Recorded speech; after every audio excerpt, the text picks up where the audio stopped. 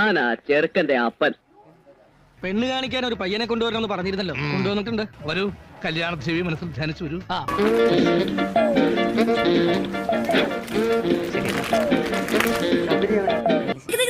Shoe അഴിച്ചിട്ട് കയറിയാ മതി. ഇതാണ് ആദ്യത്തെ അധ്യായം. കഥ ഇനിയാണ് ആരംഭിക്കുന്നത്.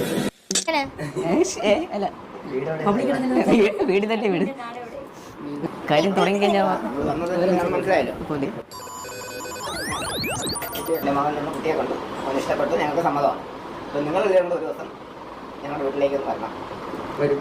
വന്ന് നമുക്ക് ബാക്കി കാര്യങ്ങളൊക്കെ സംസാരിച്ച് തീരുമാനത്തിലെത്താം. ഓക്കെ.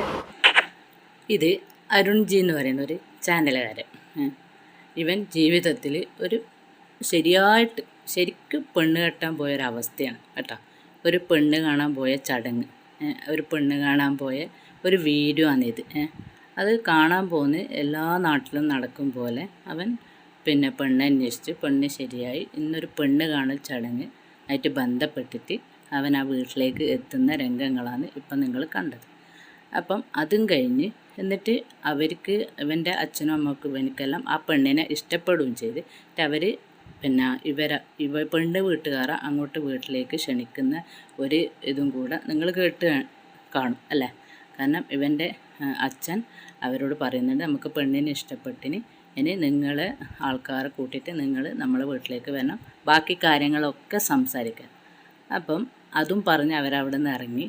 അപ്പം ഇനി അവരുടെ വീട്ടിൽ വന്നിട്ട് എന്താ സംഭവിക്കുന്നത് നമുക്കൊന്ന് കണ്ടുനോക്കാം.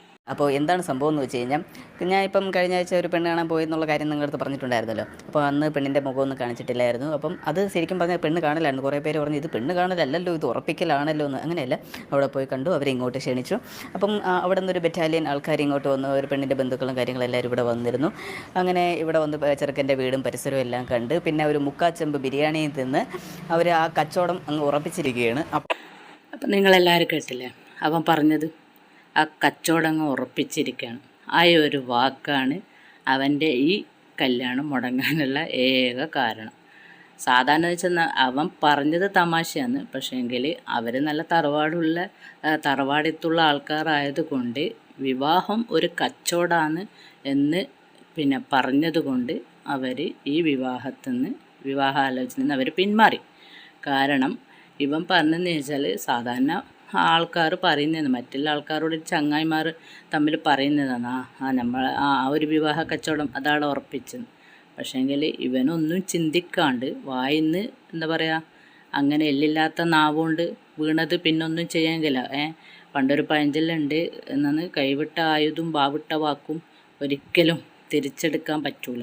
അതേ അവസ്ഥ ഇപ്പം ഇവനൊക്കെ ഇവിടെ സംഭവിച്ചത്. കാരണം എന്ന് വെച്ചാൽ ആ കല്യാണം അങ്ങ് മുക്കാച്ചെമ്പ് ബിരിയാണി കഴിച്ചിട്ട് അവരാ കച്ചവടം അങ്ങ് ഉറപ്പിച്ചെന്ന് പറഞ്ഞത് കൊണ്ട് ഇവൻ്റെ ആ ആലോചന മുടങ്ങി. അപ്പം നമ്മൾ എന്തെന്നായാലും നമ്മളെ നാക്ക് അത് വല്ലാത്തൊരു സംഭവമാണ്. ആ നാക്കിനെ എല്ലാവരും സൂക്ഷിക്കണം. കാരണം ഒന്ന് പിഴച്ചാൽ പിന്നെ നമുക്ക് എവിടെ പിടിച്ചു നിൽക്കാൻ പറ്റൂല.